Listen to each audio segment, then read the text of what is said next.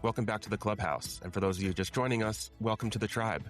We are a group of FSU alumni obsessed with the culture, the gear, and the game of golf. From breaking down tour news to roasting our own weekend blow-ups, no topic is out of bounds. Grab a drink and settle in. This is the Tea Time Tribe. All right, everyone, welcome back. Season 2, Tea Time Tribe. It's going to be our first full season with you all. A couple quick things we're going to go over to kind of give you an idea of what you can look forward to for this season. We're still going strong with our Tribe bet. It has to hit. Gentlemen, it has to hit. This is our year. Yes, sir. Yes, sir. Our year. This is our week. I don't know if we should put this at an over-under of like what month we think this is going to hit. I think it's hitting the Sony this week. It's January. It's done. It's a lock. It's a lock. Okay. We got that out of the way. Good. Only winners on this podcast now. We're going to come with you a lot more golf news. We're going to have some sit downs with some people in the golf industry, kind of go over why golf is important to them, what led them to get into golf, and how golf has kind of changed their trajectory, their careers. And we'll have a few guests on the podcast as well for some of these recordings. And probably the most entertaining of this all, and I think that we're all excited for, is just more golf content. We have a trip coming up to the Outer Banks in March, in which we were blown away when we found out we were getting a TaylorMade driver, which just came on the market, retailing at $650, and we were getting that included. So basically, we're sponsored by TaylorMade. That's what I'm thinking of. Yeah, Yep. I don't see how you could it's any other way at this point. Yeah. I mean, it's what we're paying $200 for our stay overnight for 3 nights. Like, come on. 3 nights, 3 rounds. Yeah. 3 nights, 3 rounds for $200. Yeah. Okay. All right. I don't know I don't know when they're going to take my kidney or one of my kidneys, but you know what? I will be asleep most likely when they do it, or at least I hope I'm asleep when they do it. So either way, I'm in. Stay tuned in March. Mhm. Yeah. We'll have content for that. This may turn to a murder mystery podcast, but again, that's a March issue. We're also throwing our ideas of having some Top Golf, Drive Shack, it's very close by, and a member at Pop Stroke. So we're going to have some challenges. Oh, exclusive. Exclusive Very nice. at all. Anybody can join. So we have all that coming for you this season. We'll kind of update you as everything goes, but make sure to follow us on our socials to see how these challenges kind of take place and follow along all throughout the season. First things first, we have to talk about it. We were going to start off with this segment of Live versus PGA Tour, and Brooks Koepka just kind of threw a whole wrench into everything, which as a Florida State podcast, we love. And Big to see news. him coming back on the I don't even want to know how inflated Waste Management tickets are now, knowing that he's going to be there. so back. So back, baby. So back. Former champ. Yeah. Oh, and he gets the people going too, especially for the Waste Management. That's going to be a hell of a crowd. When he steps out on 16 on Thursday, oof. This is very exciting news. Very exciting news and we talked about, I guess, a couple of episodes ago, maybe in the last one we recorded, we talked about the 1-year floating suspension that the PGA Tour had thrown out there, and how this is just kind of a make-believe rule that they were just kind of winging. And they must have listened to us, because in the last couple of weeks, common sense prevailed. They came with albeit a very interesting window, and is very targeted based on the fine print there, that they were going after certain select individuals to bring them back to the tour. And Brooks is the first one to say, hell yeah, let's run it back. So just for everyone who may be hearing this for the first time, the CEO of the tour basically came out and put together this returning member program. And in order for Brooks to come back, he agreed to a $5 million charitable donation. He's also ineligible for any of the player equity program for the next 5 years, ineligible for the 2026 FedEx Cup bonus payout, but he's eligible for President's Cup and TGL. And did you guys read that he will not actually take any spots from existing eligible members, Tour Pros? Yeah, they said that they would expand the field to include them. But to what John just said is, this only applies to anyone who's won the Players' Championship or a major since 2022. That basically narrows it down to Brooks, Jon Rahm, Bryson, Cam Smith. So Jon Rahm, Bryson, and Cam Smith have till February 2nd one-time offer from the tour. That was funny. It was like one time. That One line time. was very spammy. And that's like those emails you get from anything you've ever, it's just like, do it by this date. Or we don't know if he'll ever come back. And it's like, you see the timer ticking down at the top of the email. Right. That's exactly what that felt like. It's like, well, if the three of them play this year out and both live, and then whenever their season ends in like August, September, whenever it is, they're like, all right, we want to come back. I'm like, oh, windows open all of September or whatever it is. Like, what does that even mean? I guess you have to put like some sort of time frame on it in the beginning, but that just seemed a little gimmicky. Yeah. And the what were we were talking about this earlier today in the group chat, just how the what is it, the revenue share, the profit sharing for the PGA Tour. Brooks Koepka doesn't give a fuck about that. He got his bag. He secured the bag already. He's good. He is golden for. That was 100% a PR stunt from the tour. Yeah, for the next few generations, at least the next 2 to 3 generations, his family's good. And if he's not good off of that money, whatever fucking money Jenna Sims makes, she's making who knows how many millions every month off of just her social media. And I don't know if she has an OnlyFans, but we'll have to do some research into that. WAG. It's all you, Ian. You are the WAG correspondent here. I got you guys. I'll go check it out for research purposes only. Of course.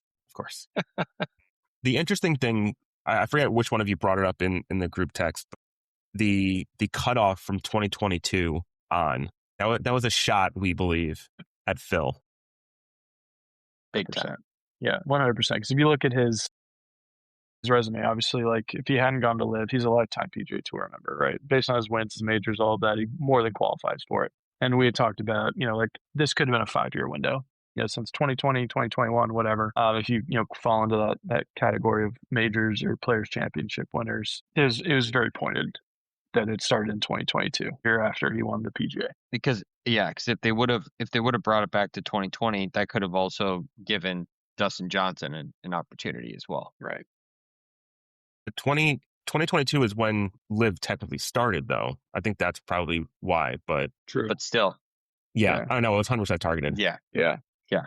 They were already, even for the 2 years leading up to it, there were discussions about how the Live golf was ruining the face of professional golf. Think about how many years they were talking about that beforehand. How long we were talking about that beforehand.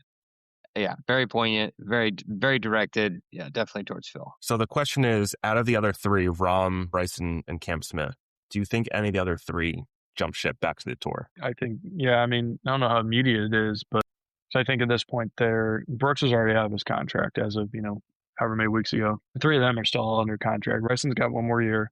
I'm just signed his, so I think he's got a couple of years. I don't know what Cam Smith's deal is, but I feel like the three of them, at least for this year, are in. But this is probably got to be their last year, at least 2 out of 3. His big thing will be his YouTube page and what the tour is going to allow him to work with the tour for content for that.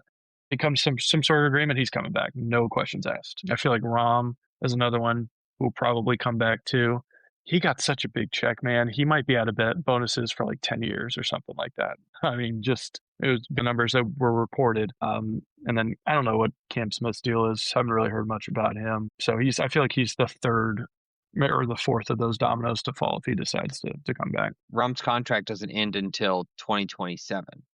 So he's got 2 more years on his. DeChambeau's ends at the end of this year. Who knows how much he's playing, how much Bryson's playing up the YouTube golf. But if there's any truth behind it, I don't see why he would go back to why he would go back to PGA Tour.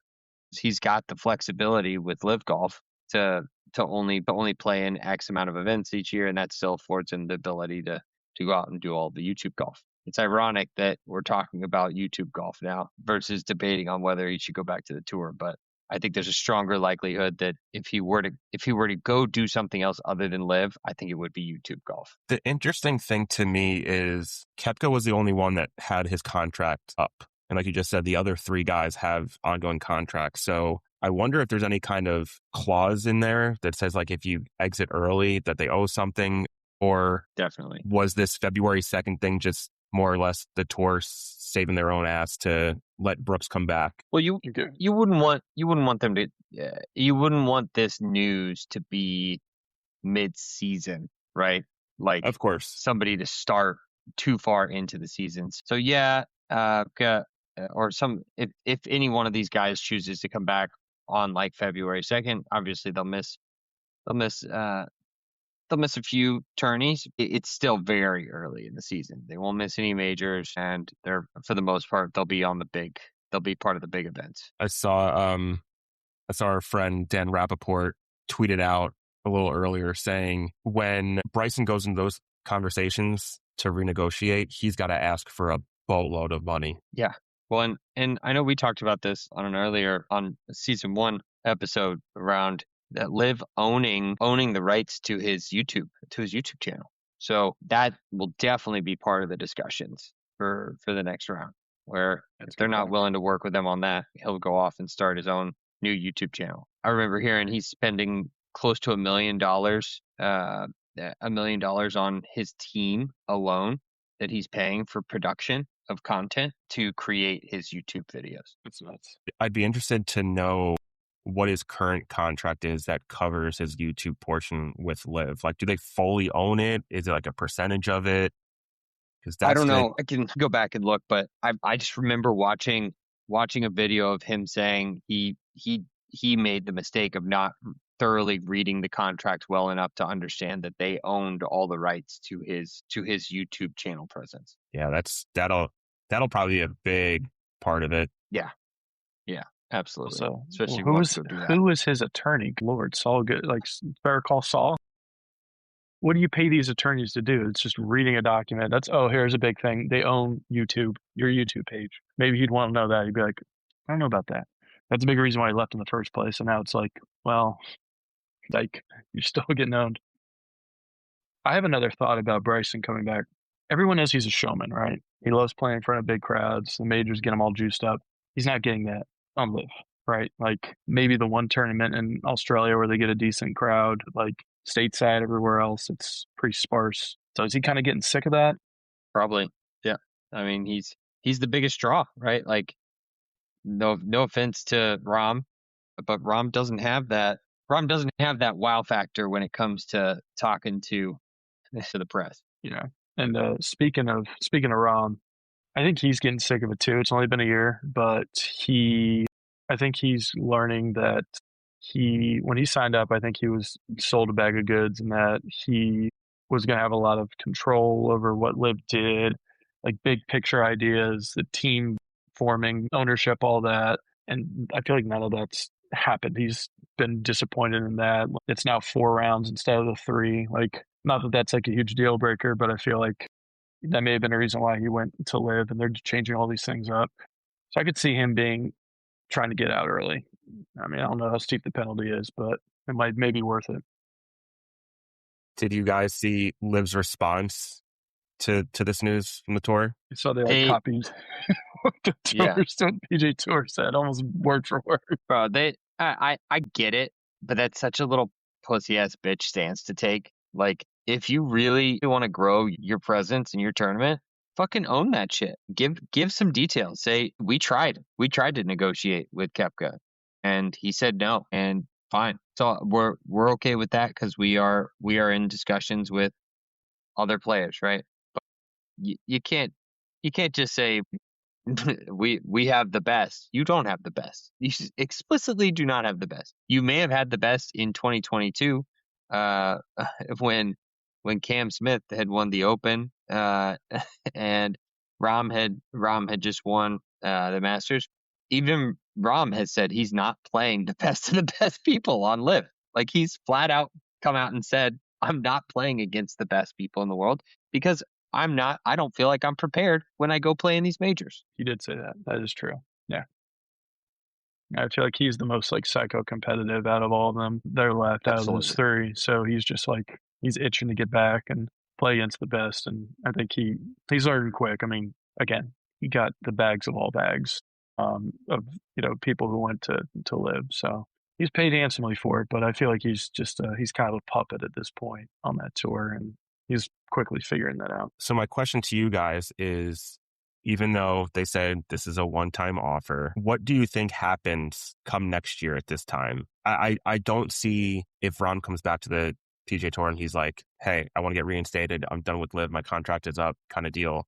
They're going to do something to get him back. Is it going to be worse than what Brooks did? Is it going to be more lenient? How do you think that plays out? Yeah, I mean, I think it all depends on what his status is with Live, because he, again, as Ian said, he's contracted through 2027. So at the end of this season, he wants to come back. They have to look at like the penalty to come out.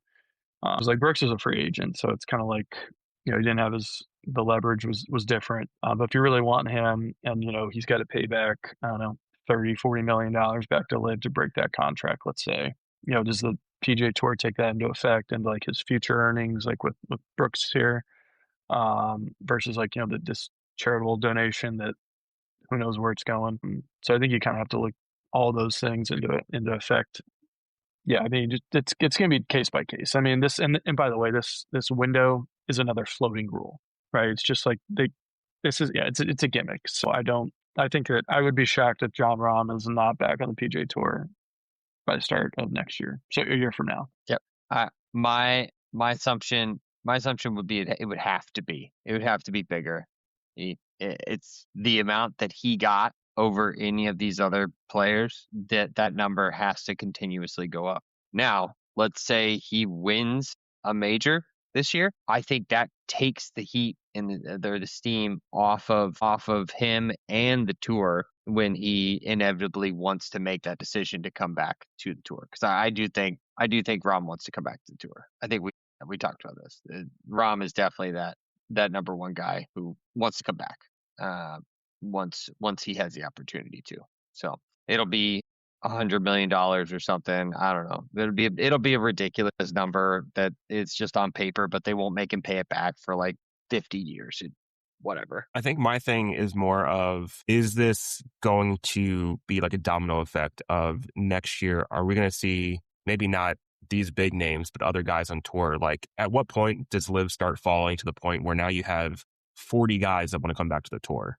Like, I think that's going to be the tour's biggest problem of, then you just do the blanket 1 year suspension, can't come back, and then it's like a clean slate? Or do you kind of give them a little bit and say, like, go try the Corn Ferry Tour? I got a good example. For you guys. Let's say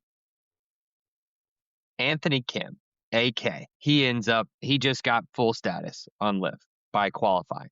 He made a hell of a run. I don't know if you guys watched any of those clips of how well he played, but he played fantastic in the qualifier to get full status on Liv this year. Let's say AK wants to come back to the PGA Tour. Does the tour let him back on? How would you guys assuming he is somewhere near the top of the leaderboards with Liv this year?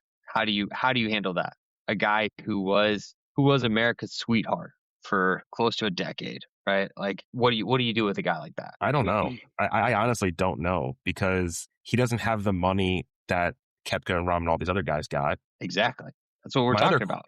Yeah. My other question would be, because he qualified to go on Live, does that make it different than him just basically being bought to go on the tour? As in, he negotiated a contract. Instead of negotiating a contract, he qualified. Right. Yeah, that's a good question. I think I don't know. They're gonna have like a chart that was like how much you've made with Liv, like a sliding scale. Yeah, it's just gonna be like, it's gonna be like, all right, well, you were only given like $1 million to join Liv, and you only made 1.5 million or whatever over your 2 years there. So 20% of that, you're gonna have to give 200,000 to charity, and then the next, well, you're not good enough to make the equity team, so who gives a shit? Just donate 200 grand to charity and you're good. Like, I mean, because only however many players get in on that equity share. It's not all of them. I mean, maybe it is, but it's like such a small fraction when you're in the back end of it. But yeah, it's gonna be like the BCS championship, like algorithm that'll just like, we're gonna plug a bunch of numbers in to the computer. It's gonna spit out your ranking, what you owe back.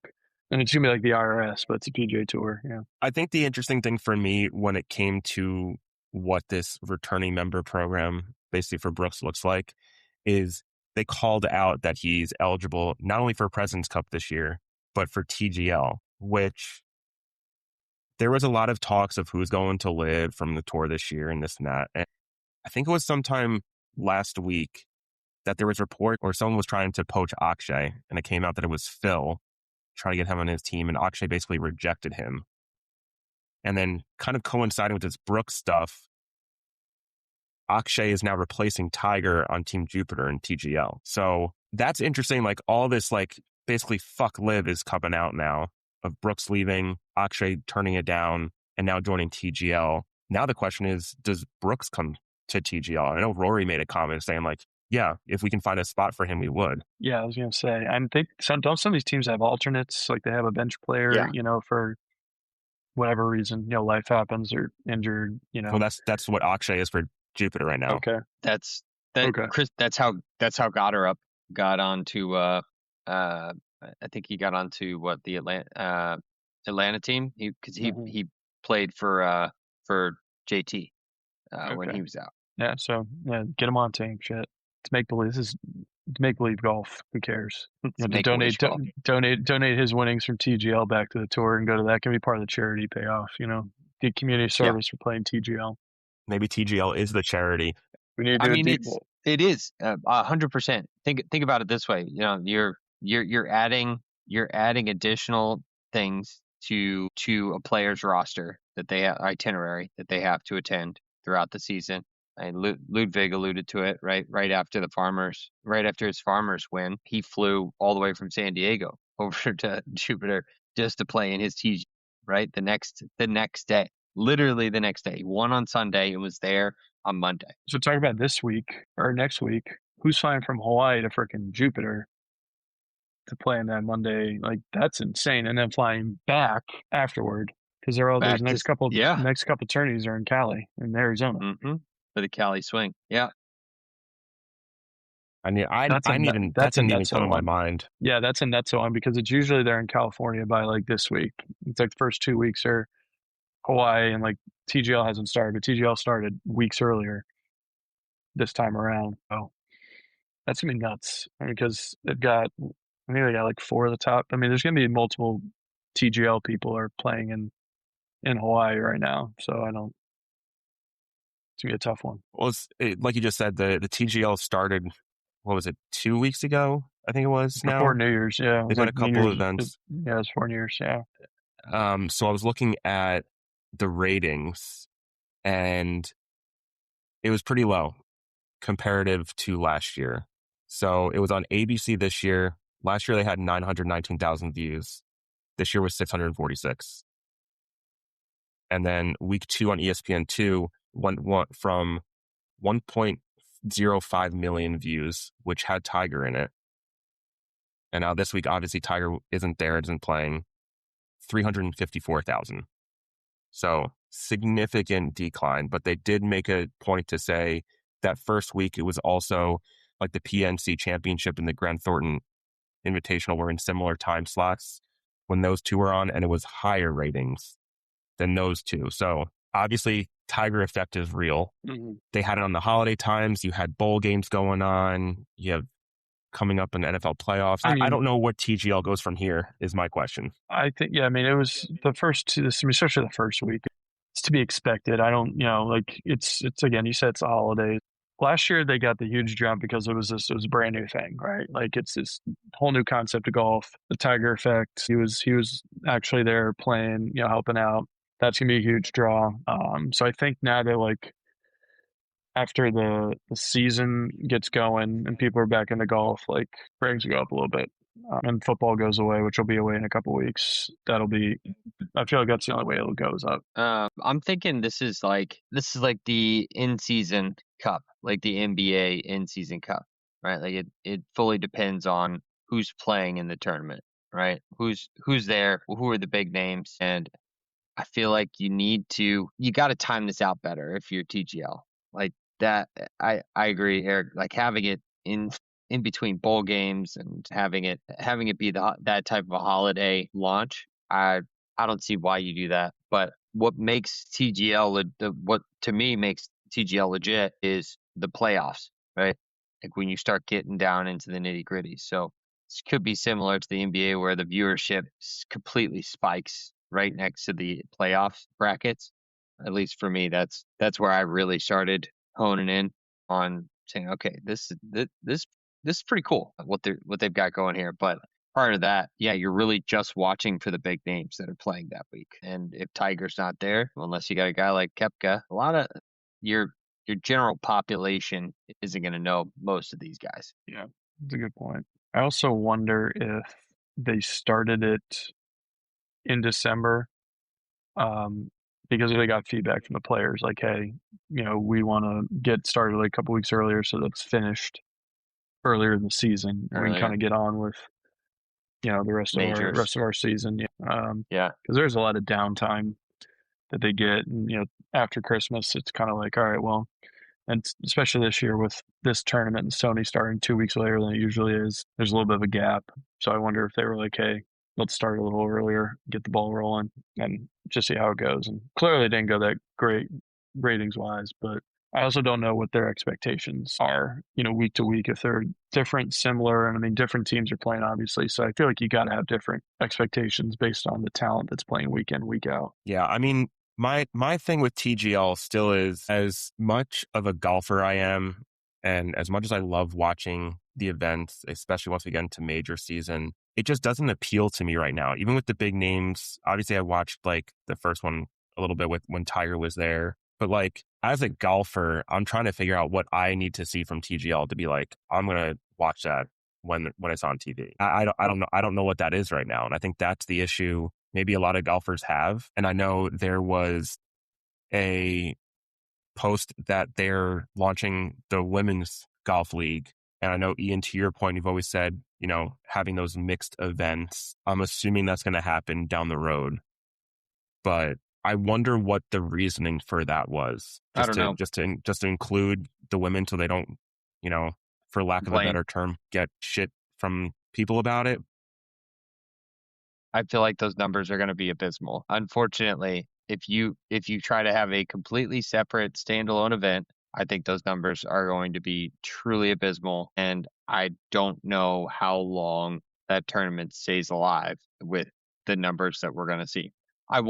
Believe me, I want to be wrong, right? I really want to be wrong. But I think if you don't have a mixed league where you've got folks like Lexi Thompson and Nelly Korda playing with some of the best, like playing with like Rory McIlroy or like even Shane Lowry, that'd be fucking hilarious to see them, Nelly Korda and Shane Lowry playing together. That'd be awesome, right? Like if it was a random draw each week and like you had specific players that got pulled in, right? I think that'd be interesting. But yeah, I don't know. What are your thoughts? I don't know how they're gonna fit it all in the schedule. I mean, because you basically have Monday play all these matches, male, female, because they're in season 2. They got tournaments they got to get ready for and get on the road right after they're done. So I don't know if they're just gonna like start playing it like middle of the afternoon on Mondays and just like you're right. What they would be smart to do is stack them like, all right, here's a men's matchup, women's, men's, women's. And you get one ticket and it's, 4 sessions or however many it is. And maybe they make the matches shorter just because you're going to have, you're going to have to get a lot of teams in and out playing. So that's a lot of stuff they have to figure out because it's going to have to get done literally on a Monday. So if they're going to play it all at the same venue. And there's only like 2,000 seats total in that arena, right? Like that's one of the quote unquote draws is that there's not a bad seat in the house, but at 2,000 seats total. And now you're putting both the LPGA and PGA Tour players in under one roof in one day. You got to house everybody there. I don't know. That just it seems like a recipe for disaster. I think, just thought about this, I think they have to stop trying to get this on national TV. I think they have to push this to social media or push it to YouTube Live. Yeah. I think that's like that. The only way you're going to get traction. I don't see how you can compete on national TV. That's you know what I see? What I see the most ratings of the who's it? Kevin Kisner won for Jupiter Links on with his chip against Adam Scott, right? Like or against Tommy Fleetwood, right? Like in a playoff hole when they were all tied up. Like it's Ludwig making like a 30-foot bomb putt, right? But that's all replay social content. Just leave it at social content.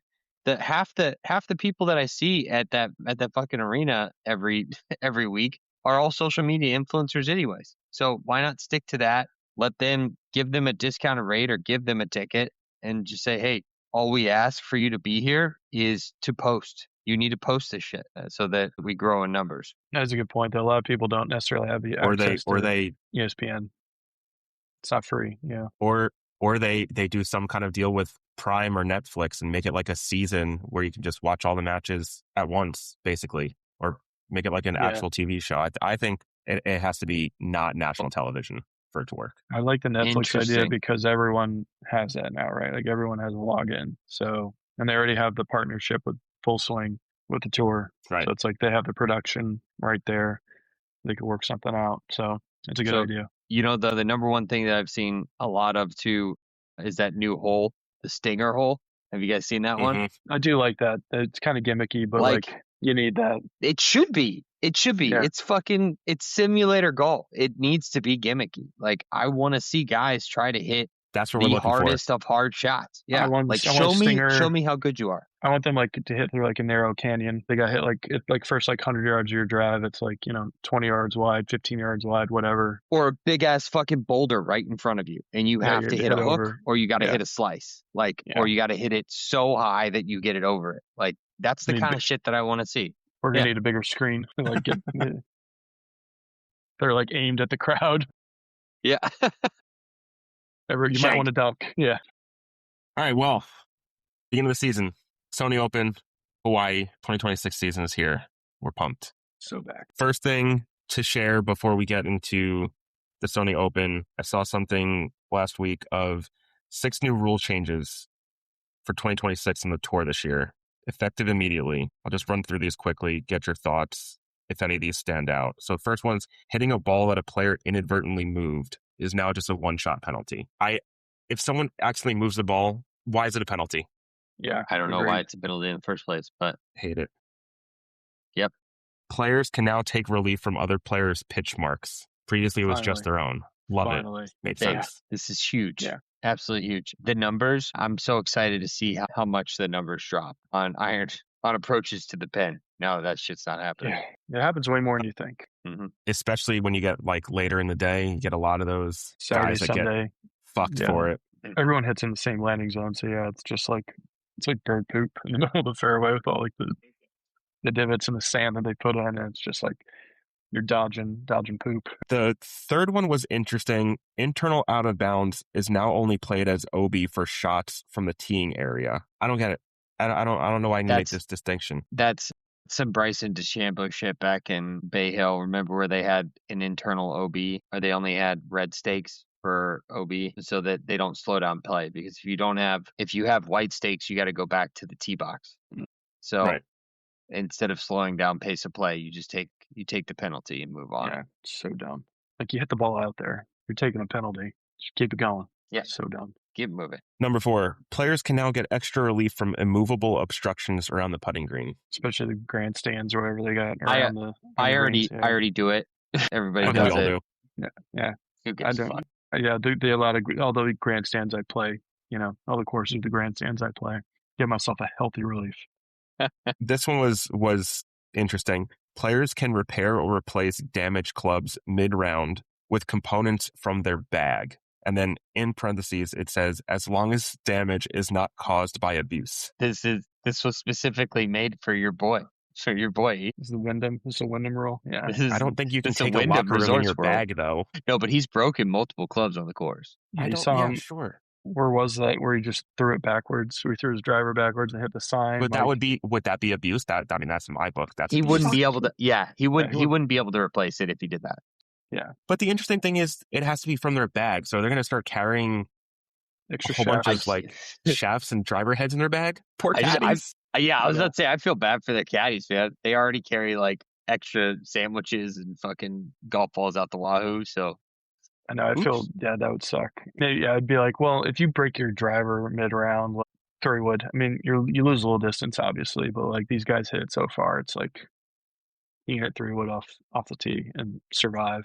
But yeah, like an iron would suck, or like a wedge that you rely on that you break. You'd have to, I mean, So who's going to fix the club? I guess the player's going to have, if you snap it, you can take the club head off and then screw it in. Yeah. You have to get well learned in that real quick. And then the last one is going to be, I don't know.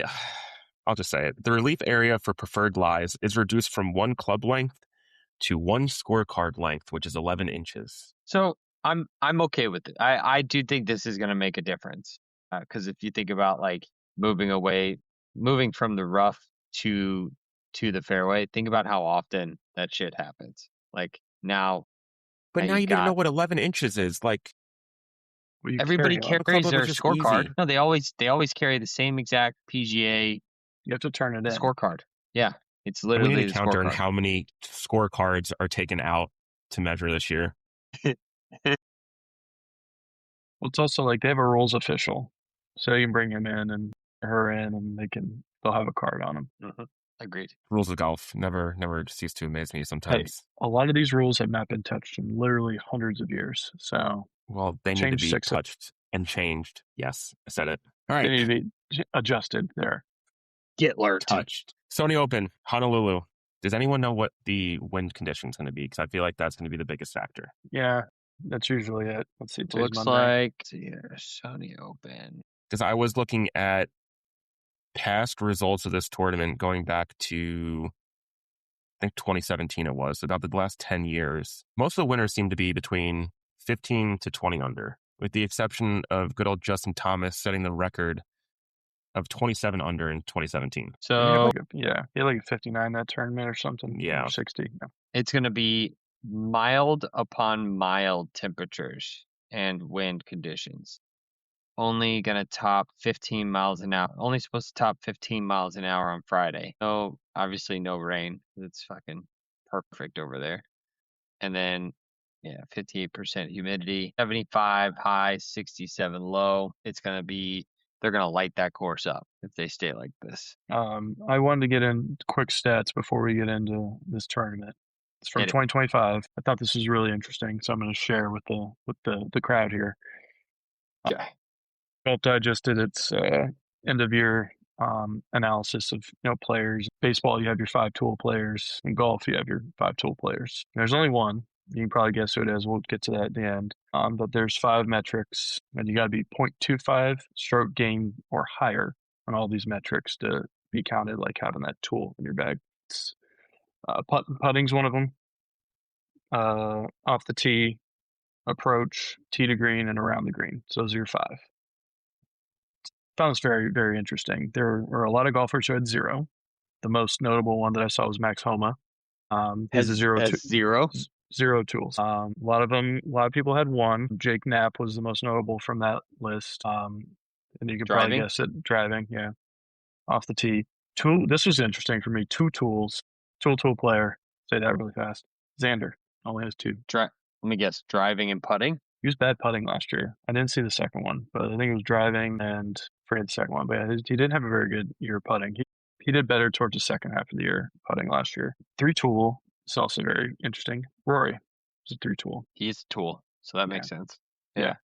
So, 4 small list. Tommy Fleetwood and Keegan Bradley were on that list. Justin Thomas was another one off the top of my head. There's a couple others. And then only one. Take a wild guess. L5. Scotty Scheffler. Which it's kind of wild because you think 0.25 is not a lot, but it is over the course of a year. Because a lot of people are like, right at average and some are in the negative. I thought that was fascinating to see that all these guys we think are really, really good obviously are good, but it's only one. Only one who made L5. I mean, if you think about how much that gives you on average, every single tournament, you are 1.25 on average, at minimum 1.25 shots better than the field. So that's. And he is. At least. And he very much so is. So I was looking at the list of players, and so there's only 4 of the top 10 in the world playing this week, and 20 of the top 50. I don't know if that's number. It seemed low to me for how many top 50 players there are, but I know it can be a hassle to get all the way out to fucking Hawaii for this. But the 4 guys that are in the top 10: Russell Henley, JJ Spawn, Bobby Mack, and Ben Griffin. Crazy. And out of those, Bobby Mack has the worst odds, at least on Hard Rock, at plus 120. I don't know why I was surprised to see Bobby Mack playing this week. Yeah, seriously, the long ass trip for him. From He may have already been Scotland. over. He may have already been over there, though. Who knows? Fair. All right. Are we doing the bet? Are we doing this thing? Try bet. This is the one that's T20. hitting. I love this. Who I'm wants to feeling lead us good. off here? I'll go. I'll lead right. it. I'll lead it off. I'm happy to do that. I think this is going to be a different year for this gentleman. I think he's had some time to think about his actions, to recenter himself, gain some Better not be- fucking zen. Don't. Gain some zen when it Don't do comes to Don't do it. no. No. It's not who you think it is. Okay. I don't Gain know where you're some going zen. with this. Bring his life back into order, and hopefully only use 1, maybe 2 caddies this year. Morikawa is the man I'm picking this year. Plus 100. Plus 110. I think he's had enough time to think about his actions, and enough time to let the demons out, expel the demons, right? When it comes to the putting surface. I know he enjoys Hawaii. Going Colin. You're all right about that. He does enjoy the food scene out there, He from does. what I recall. But he also made it sound like he assaulted a bunch of people last year. I thought you were doing Wyndham. I think he assaulted a bunch of caddies, didn't he? He probably did. I think he insulted a bunch I of was about to caddies. say he mentally might have assaulted a lot of caddies. Speaking of which, we need to look up, see who his caddy is to start this year. 'Cause I don't know if it's someone from last year, idea. if it's another one. It's going to be his 7th caddy in the last calendar year. I'm going with, this is a pretty short course from what I recall. That's why it's wide open. Anyone can win it. But I'm going with someone who's steady Eddie, go with the irons, keeps it in play. Siwoo Kim, Shaking that ass, huh? another guy who's spurned Love live. Okay. Said screw it. Yep. I don't know what his odds are, but I hope he's playing. Throwing him out there. Same odds as Colin. Beauty. Plus 110 for top 20. Okay, are we ready? Do I'm I ready. absolutely destroy this try bet before it even starts? I'm going with someone because I think he's... I think he's got... This is his year to turn it around. Boy, shit. This is his year. If you say Nick Dunlap, I'm going to fucking slap you. I don't know if he's playing, but He no. is. Okay, He is stop in the him. field. No, I think he had a couple of, I guess you could say, off years. Last year was not his best. I think he's going to come back and start strong. Spaeth. Jordan Spieth. Okay. All right. Spieth. Blast from the semi-past. All right. Is he fully healed? Like, has he gotten over his injuries? Yeah, I mean, he better be. I just picked him. Zero research. I hope he is. He But, hasn't played in I a just while. got a gut so. feeling. all right. I like it. All right, so for that, a $10 try bet will pay $132. Reasonable. All right. That's pretty good. Just got to That's start a great small. start. That's a year. Just got to start small. All right. Love it. So when we hit it, it'll be all over social media. Barstool will pick it up. ESPN's going to do a 30 for 30 on us. When we win every week. Yeah. No, I get that. But it's got to I start. agree. It's got to start somewhere. You can't win January. every week if you don't win the first week. That is true. That is true. This is it. Solid advice there. This is our month. Our year and our month and our week. So starts now. Team Love it. Hawaii. All right. Here we go. 2026 off to a good start. Let's Okay, go. Can't wait. All right. Well, it's another round in the books. Thanks for hanging out with the tribe. Don't forget, if you enjoyed this show, make sure to subscribe and share it with all your favorite FSU alumni, all your golfing fans. Until next time, keep in the short grass, keep the drinks cold, and as always, go Noles. Go Noles.